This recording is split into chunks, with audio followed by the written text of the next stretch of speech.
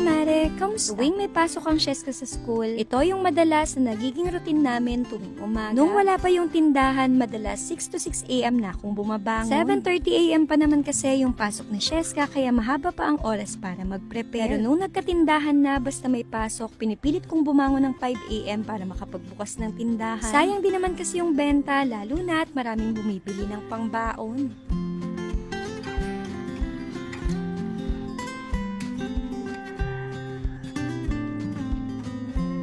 Pagkabukas ko ng tindahan, agad na nga rin ako nagpapakulo ng mainit na tubig. Alam nyo, malaking sakripisyo din talaga ang pagbubukas ng tindahan. Saan kahit antok na antok pa tayo, kailangan nating bumangon. At hindi pwedeng matulog dahil sayang ang benta.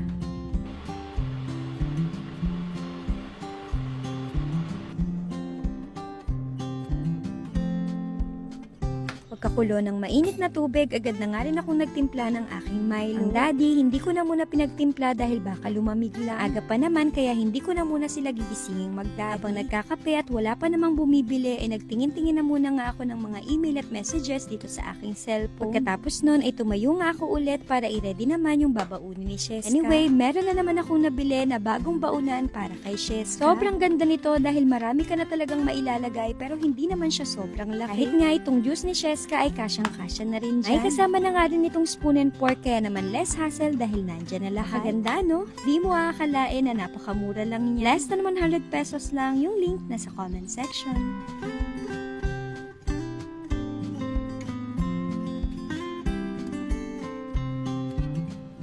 Okay na yung baon ni Sheska, pumasok naman ako ng kwarto para asikasuhin yung uniform niya. Actually, dapat kagabi ko pa ito paplantsahin, kaso nga lang nung pinapatulog ko si Sheska ay nakatulog na rin ako. Pala, nagpaplano akong bumili ng steam iron. Hassle kasi yung ganitong pagpaplansya. Meron kayong ganon o nasubukan nyo na? Okay yung magandang brand? Comment nyo naman sa comment section kung ano yung maire-recommend nyo. Anyway, pagkatapos kong maplansya yung mga uniform ni Sheska, bumalik ulit ako dito sa tindahan dahil may bumibili na. Then fast forward, bandang 6:30 a.m. bumalik ako ng kwarto para gisingin na ang magdaddy. Kapag ganitong umaga, hindi naman ako nahihirapang gisingin ng Sheska dahil palagi naman siyang excited pumasok sa school. Hindi naliligo ang Sheska sa umaga dahil gabi pa lang ipinapaliguan na namin siya. Tapos pagka-uwi namin ng bahay, pagkatapos niyang kumain ay nililigo naman siya. May ready ko na ang Sheska, pinasara ko naman kay daddy itong tindahan. Ako naman ay nagbihis na.